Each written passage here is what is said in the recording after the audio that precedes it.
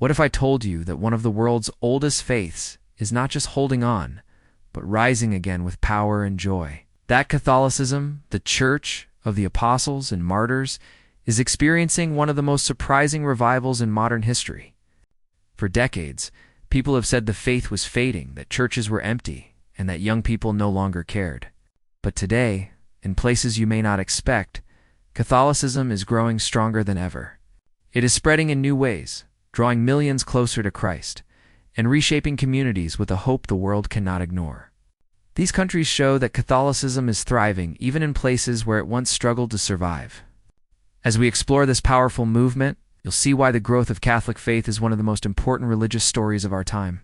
So, before we begin our journey, make sure to like this video, subscribe, and join us as we reveal where Catholicism is spreading faster than ever. Number 10. Argentina.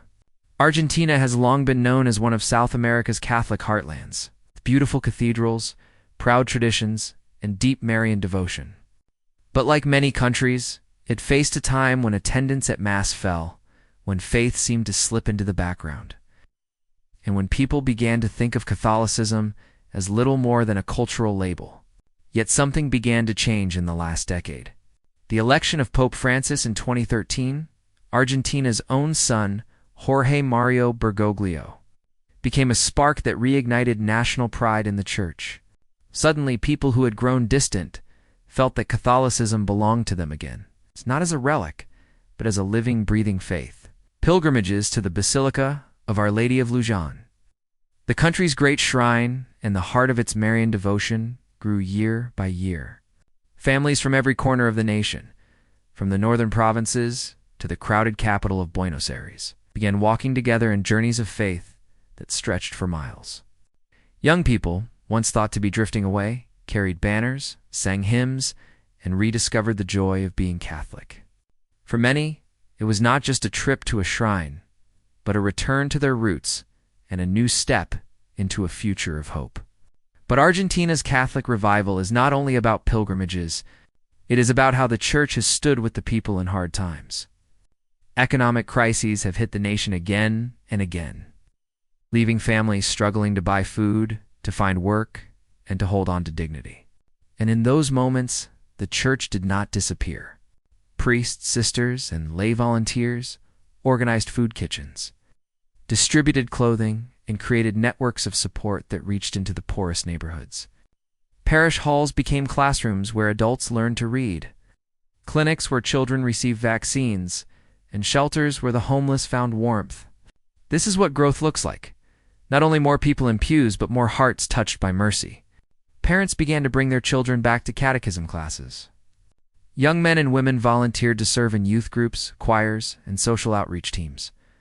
The Church's voice also became louder in public life, speaking against corruption and calling for justice for the poor. People began to see that Catholicism was not just tradition. It was action, service, and courage, and that reality drew them back. In Argentina today, the flame of faith is spreading once again.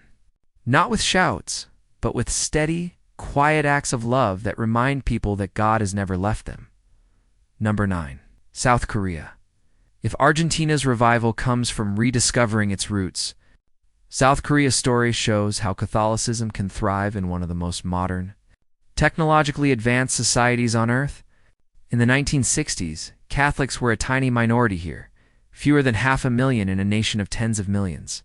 Today, there are nearly 6 million Catholics, and the number is still rising. But what makes this growth so striking is that it is driven not by cultural tradition, but by conscious choice. In South Korea, many people who become Catholic are adults who study, reflect, decide to be baptized after months of preparation. Every year, tens of thousands of new Catholics join the Church, and the sight of adult baptisms during Easter liturgies has become one of the most moving signs of faith in the country. Imagine a packed cathedral on Holy Saturday night, the lights dim, the Paschal candle carried into the dark, and then one by one, men and women step forward to be baptized. Water is poured over their heads, the choir sings, and the congregation welcomes them with joy. These are not casual gestures. They are deliberate commitments in a society that prizes discipline, study, and serious thought. What draws South Koreans to Catholicism? For many, it is the Church's moral clarity, its respect for reason, and its witness in public life. During times of political unrest, the Church stood with the oppressed and gave shelter to those seeking justice. Today, it continues to advocate for human rights, for peace, and for the dignity of every person. Its schools and universities are respected across the nation. It's offering not only academic excellence, but also a foundation of values that parents deeply appreciate. Catholic hospitals and charities are known for their quality of care, serving the elderly, the poor, and those on the margins of society. In a culture where competition and pressure are often overwhelming, the Church offers something rare: a community where people are valued not for their grades, their jobs, or their wealth, but for their humanity. The liturgies in South Korea reflect both deep reverence and cultural respect. Congregations bow with dignity, hymns echo with beauty, and silence is honored as much as song. Lay participation is not just encouraged, it is essential. Catechists, youth leaders, and parish volunteers carry much of the Church's mission, going into homes, workplaces, and neighborhoods with the gospel. This is growth that cannot be measured only in numbers, because it transforms society itself. In South Korea today, Catholicism is not a relic of the past. It is a sign of stability in a fast-changing world, a place of belonging in a society often marked by loneliness, and a spiritual home for people seeking truth, community, and peace. In a land of skyscrapers, high-speed trains, and endless digital screens, the steady flame of Catholic faith. Number 8. Colombia. Colombia's Catholic story is written in both tears and triumph. For decades, the nation was torn apart by conflict, villages caught in the middle of violence, and families living in constant fear.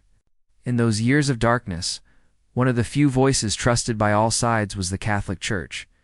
Priests carried messages across dangerous lines. Bishops pleaded for peace. Sisters risked their lives to protect the vulnerable. Even when it cost them dearly, they refused to abandon their people. This courage created a lasting respect.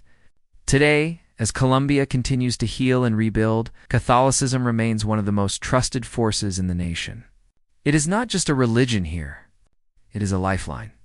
In cities like Bogotá and Medellin, parishes are full of life. On Sundays, bells ring through crowded streets and families walk together, children in their Sunday clothes, grandparents carrying rosaries worn smooth by years of prayer. In Holy Week, cities like Popayán turn into living theaters of devotion, with processions carrying statues of Christ and Our Lady through narrow streets lined with candles. These processions are not just traditions, they are acts of collective memory, a reminder that faith carried Colombia through its hardest years and will continue to guide its future.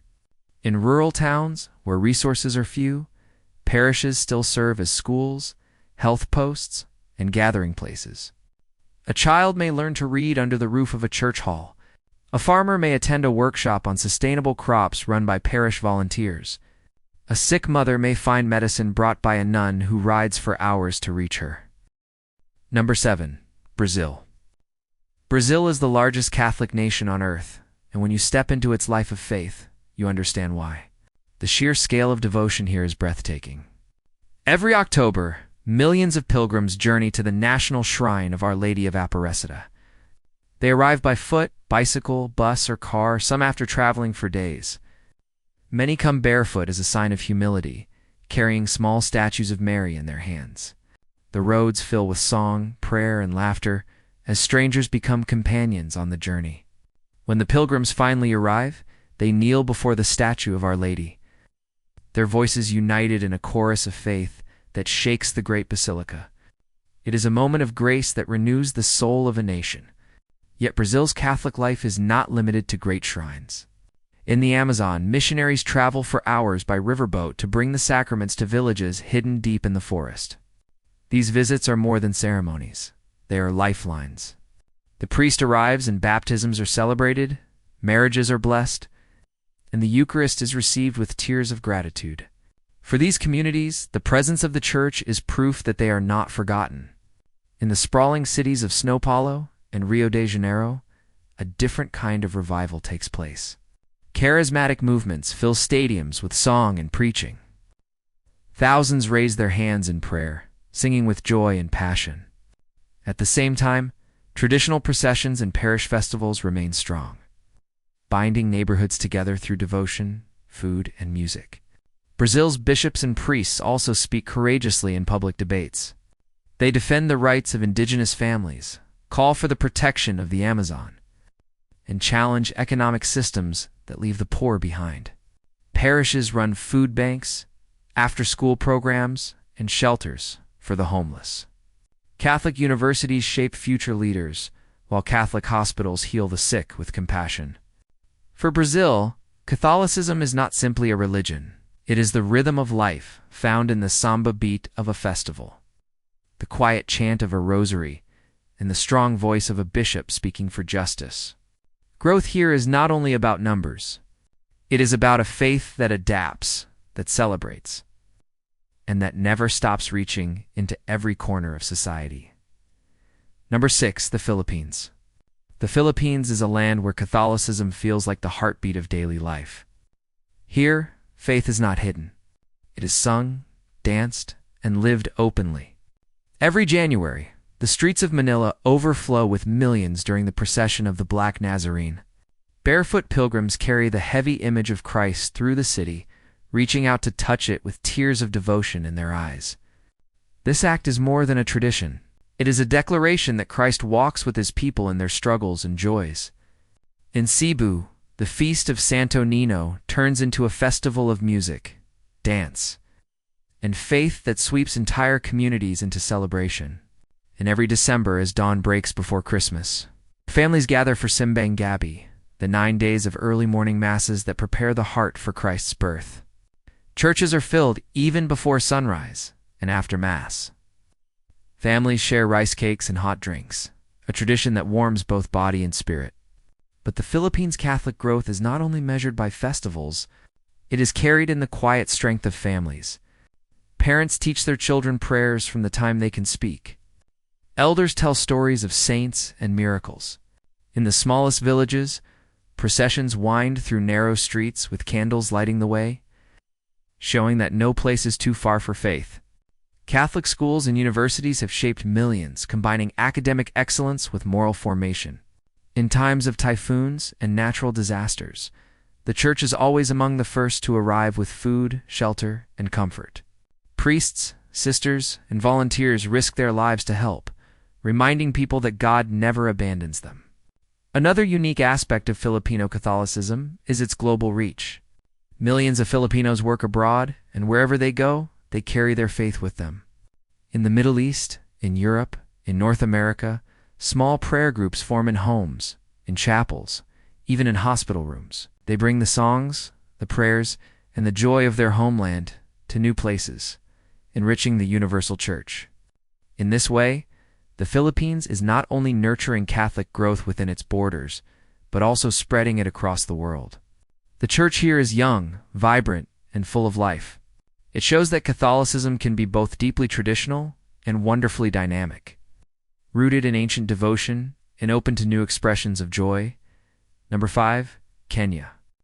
Kenya is a country where Catholicism is not just about religion, it is about community, justice, and hope. In a nation with many different ethnic groups, the church often serves as a bridge, reminding people that they are brothers and sisters before God. On Sundays, the sound of choirs fills the air, sometimes with traditional drums, sometimes with guitars, but always with joy.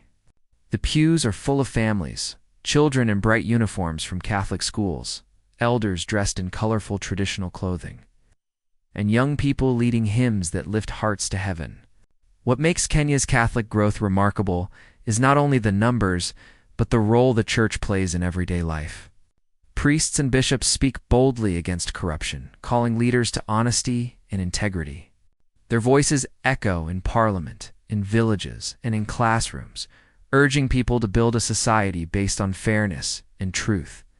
In places where political tensions sometimes lead to conflict, the church works tirelessly for peace, bringing people together for dialogue and reconciliation. It teaches communities to forgive, to cooperate, and to see one another as part of the same human family.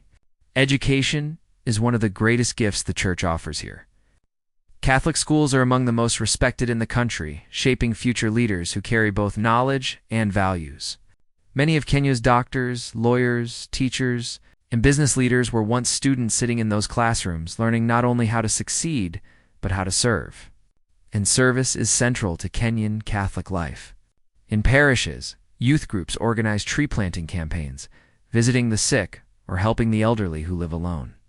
The church also runs hospitals and clinics, especially in rural areas where medical help can be scarce.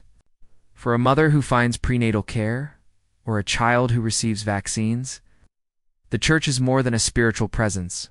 It is a source of life. Number 4. Tanzania. In Tanzania, Catholic growth may seem quiet, but it is deep and steady like a river flowing through the land. More than a third of the population now identifies as Catholic, and each year the numbers continue to rise. But what makes Tanzania's story powerful is the way faith and culture blend together in harmony. Step into a parish on a Sunday morning, and you will hear hymns sung in Swahili, accompanied by traditional drums and dances. The people clap, sing, and sway with joy, offering their whole selves to God. It is a celebration of both faith and identity, showing that the gospel can take root in every culture without erasing it. In many rural areas, Catholic missions are the lifeline of the community. These missions do not stop at preaching. They run schools where children learn to read and dream of better futures. They operate clinics where the sick find healing and the poor are treated with dignity. They offer agricultural training that helps farmers grow more food to feed their families. When drought strikes or disease spreads, the mission is often the first to respond, offering not only material help, but also comfort and hope. For many people in Tanzania, the church is their teacher, their doctor, their advocate, and their spiritual home all at once.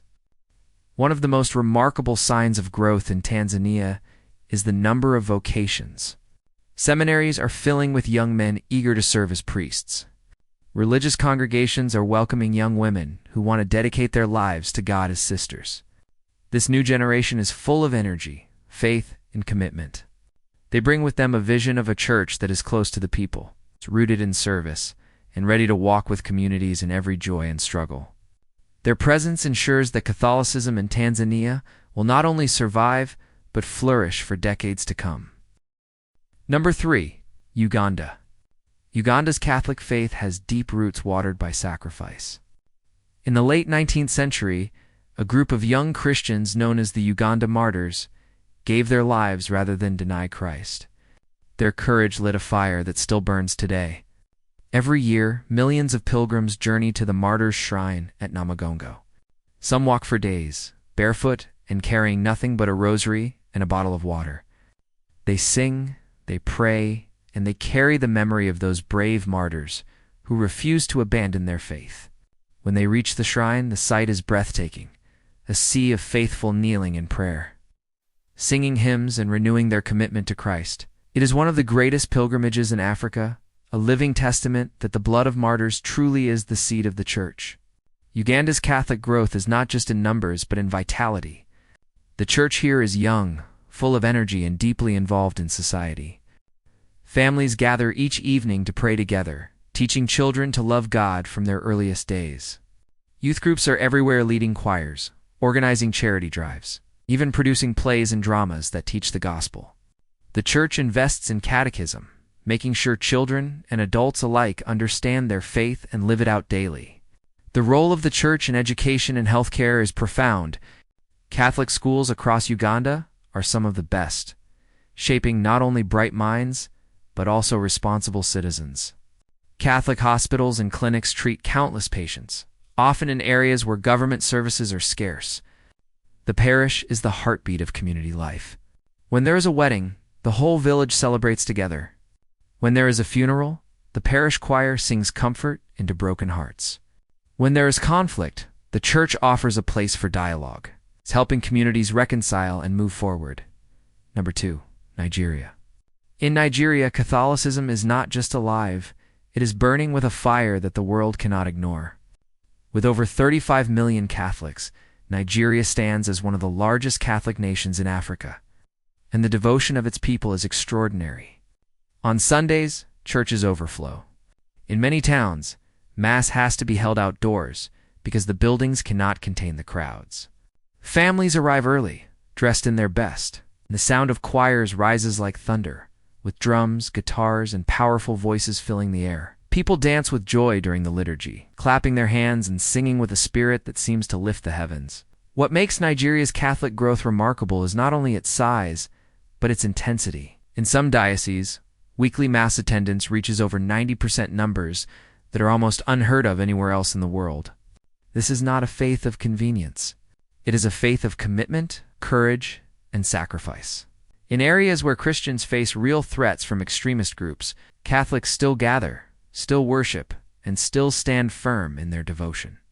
Priests travel to dangerous regions to bring the sacraments. The faithful respond with bravery, showing that nothing, not even fear, can silence their witness. Youth ministry is one of the strongest engines of Catholic growth in Nigeria.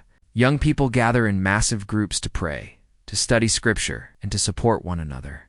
They run social projects, care for the elderly, visit the sick, and mentor younger children. They see themselves not just as future leaders, but as leaders now. Catholic schools run by parishes and religious orders are shaping a generation of students with discipline, knowledge, and values that prepare them to guide their country with integrity. These schools produce doctors, engineers, teachers, and public officials who carry Catholic values into society. Another sign of Catholic vitality in Nigeria is its missionary spirit. For centuries, missionaries from Europe came to Africa to plant seeds of faith. Today, the roles are reversing. Nigerian priests and sisters are now being sent abroad, not only to neighboring African nations, but even to Europe and the Americas, where churches often struggle with fewer priests. This is a powerful symbol. A church once considered a mission field has now become a mission force. The joy, courage, and faith of Nigerian Catholics are a gift not only to their own nation, but to the universal church. Number 1 is the Democratic Republic of the Congo. At the very top of our list stands the Democratic Republic of the Congo, home to more than 55 million Catholics. This makes it not only the largest Catholic nation in Africa, but one of the most significant in the entire world. Catholicism here is more than a religion. It is the backbone of society. In a country that has faced years of conflict, poverty, and political instability, the church has been the steady rock people rely on. Step into a parish in the DRC on Sunday morning, and you will see faith alive in its most powerful form. Churches are filled to bursting, with people spilling out into courtyards and streets. Families kneel together, children sing in choirs, and elders raise their hands in prayer. The homilies speak directly to daily life about justice, honesty, forgiveness, and love, and people listen with open hearts. The liturgy is vibrant, blending traditional African music and dance with universal Catholic worship. It is a celebration that unites heaven and earth, past and future, faith and culture. But the DRC's Catholic strength is not just in its worship. It is in its service. The church here runs more than half of the country's schools. It's providing education to millions of children who might otherwise have no chance to learn. It operates hospitals and clinics that are often the only source of health care in vast rural areas. Sisters, priests, and lay workers care for the sick, feed the hungry, and shelter the displaced. In villages where the government presence is weak, the parish often becomes the center of community life, organizing projects for farming, literacy, and peace building. In moments of crisis, whether from disease or violence, the church is the first to arrive and the last to leave. Another sign of Catholic growth in the DRC is the surge in vocations. Seminaries are full to overflowing, with young men eager to serve as priests. Religious communities are welcoming new sisters who want to dedicate their lives to God's service. This new generation brings energy and vision, ensuring that the church will continue to thrive for years to come. And just like in Nigeria, the DRC is also beginning to send missionaries abroad, sharing its spiritual riches with the wider world. The Catholic Church in the DRC is more than a local institution. It is a symbol of hope for the entire continent. It shows that even in places of struggle, faith can grow strong, vibrant, and unshakable. The story of the DRC is the story of a church that refuses to give up, A church that builds, heals, and unites, no matter the cost, as we've seen. The revival of Catholicism in countries like the Democratic Republic of the Congo and Nigeria shows us that faith can grow, strongest where challenges are greatest, offering hope, resilience, and transformation. What lessons do you think we can learn from these stories of unwavering devotion and community strength? Share your thoughts in the comments below. We'd love to hear your perspective. If this video inspired you, please give it a thumbs up and subscribe to the channel for more uplifting stories of faith around the world. Before you go, remember to keep praying daily. And no matter where life takes you, God is always by your side, guiding and strengthening you every step of the way.